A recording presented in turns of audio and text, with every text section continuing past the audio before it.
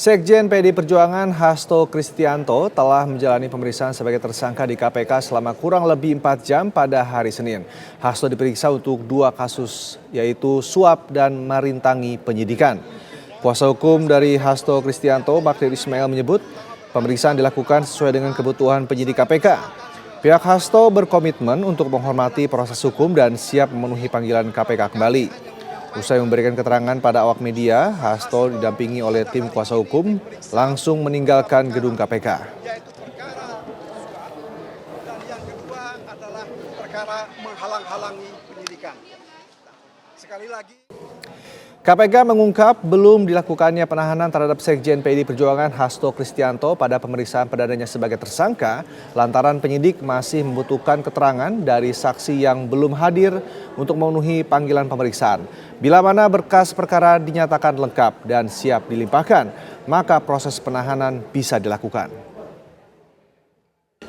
Yang bersangkutan tidak dilakukan penahanan hari ini karena penyidik masih membutuhkan waktu untuk memeriksa beberapa saksi yang masih belum hadir dan masih dibutuhkan. Ya, sebagaimana rekan-rekan ketahui juga ada beberapa saksi yang dipanggil di perkara ini belum hadir. Beberapa diantaranya Saudara Saiful Bahri, ada juga Saudari Maria Lestari, dan ada beberapa saksi lainnya. Jadi penyidik menilai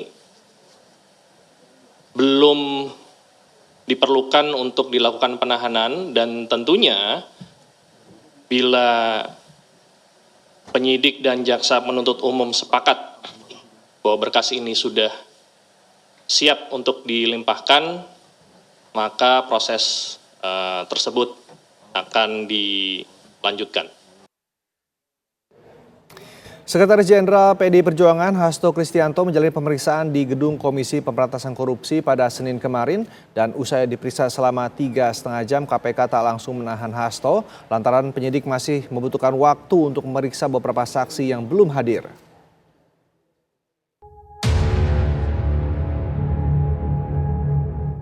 Sekretaris Jenderal PDIP Hasto Kristianto menjalani pemeriksaan perdana kasus dugaan suap dan perintangan penyidikan Harun Masiku di Komisi Pemberantasan Korupsi KPK dengan status tersangka pada Senin kemarin.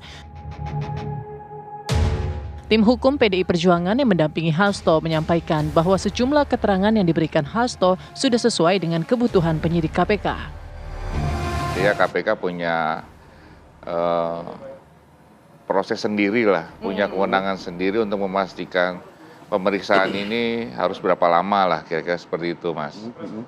Bahwa kemudian dalam proses pemeriksaan itu sudah membahas substansi, saya pastikan sudah, karena nggak mungkin cuma sekedar tanya jawab yang formil lah. Oke, baik. Kira-kira gitu, tapi selebihnya seperti yang disampaikan juga, intinya itu ada di ranahnya KPK, dan saya kira Pak Tesa pun juga selaku jubir juga sudah menjelaskan situasi pemeriksaan, meskipun juga pada intinya Pak Tesa juga tidak mendapatkan penyampaian informasi penuh atau utuh dari rekan-rekan penyidik. Dalam pemeriksaan perdana Hasto sebagai tersangka, KPK tidak melakukan penahanan kepada Sekjen PDI Perjuangan tersebut. Mungkin diskresi dari tim penyidik mempertimbangkan ya masih butuh bukti-bukti lain. Ya, saya yakin dari pimpinan KPK bahkan juga penyidik sudah merasa memiliki alat bukti yang cukup ya buat melakukan penahanan. Tapi kan dalam status penyidikan ini kan kita untuk melakukan penahanan juga harus mempertimbangkan waktu, tidak boleh melebihi batas waktu yang ditentukan. Sebenarnya tadi yang saya sampaikan ada dalam 60 hari. Bila 60 hari sudah terlewati, otomatis yang ditahan itu harus gugur, harus keluar kan. Nah, itu juga pertimbangan. Ini artinya bukti yang sekarang sudah cukup kuat sebenarnya. Kalau dari penyampaian dari pimpinan KPK sudah ada menyampaikan ada 3 sprindik yang baru ya, terusnya buat Hasto ada 2. Saya rasa KPK yakin ya bahwa adanya 2 alat bukti yang cukup.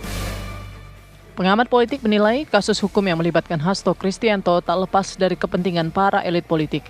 Secara politik, kasus Hasto berdampak terhadap hubungan antara Presiden Prabowo Subianto dengan Ketua Umum PDI Perjuangan Megawati Soekarnoputri. Namun secara politik ini juga pasti akan dimanfaatkan ya oleh para aktor-aktor politik yang berkepentingan yang terlibat di dalam kasus ini, ya, entah itu PDIP, entah itu